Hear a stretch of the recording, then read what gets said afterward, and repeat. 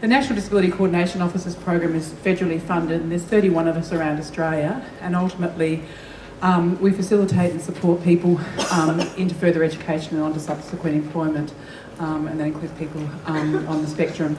And so we do things like bring workshops. We also work with individuals, and we work closely with colleges, the Polytech and university in those pathways and the disability employment sector.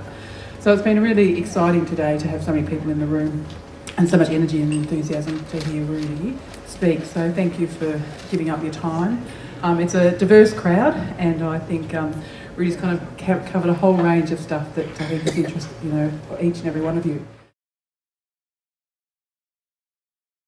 And then there are a lot of different programs too for understanding emotions. I mean, there's some really fun ones out there online, and then there's some games you can buy. Sometimes at conferences like this, there's like games you can buy. It's a toolkit for employers and employees and job coaches, and a lot of people are using it to good effect. And if I could think of, if you have a job coach, if you get one, have them work with you using that book, because they need to understand autism spectrum issues. Can't just send you out, like a sheep into the wolves' den. When I was 18, I would never have believed I had Aspergers. No way. I would have been far too proud. I think it's taken a lot of falling down. So in addition to the social groups, I think perhaps Tasmania or some of the communities in it could use something like this.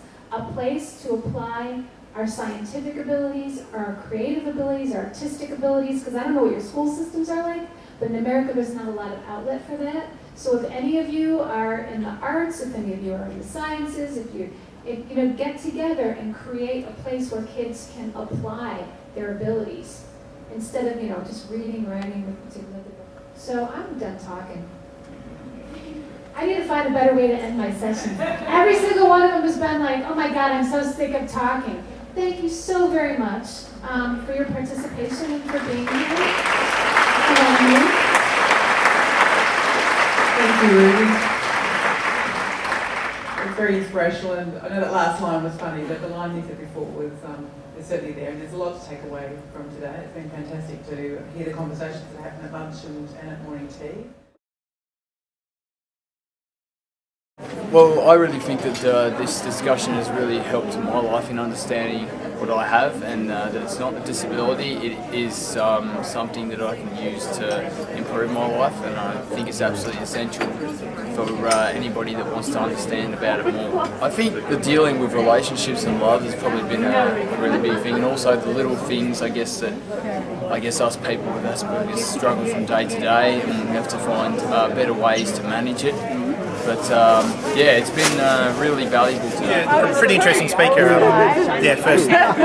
First time I've seen a woman with Asperger's speak in public like that. So I've seen a few men with Asperger's. So it was a very interesting perspective, I thought. So the idea of the sensory toolkit I thought was pretty interesting. Thinking the noise cancelling headphones and stuff. Having music, so an iPod with the music and stuff, and a different squishy toys and things like that you would have with her all the time, and not being embarrassed or worried or whatever to use them in public. So she spoke for a while with the headphones on, and it didn't matter. And it's way better than her actually melting down.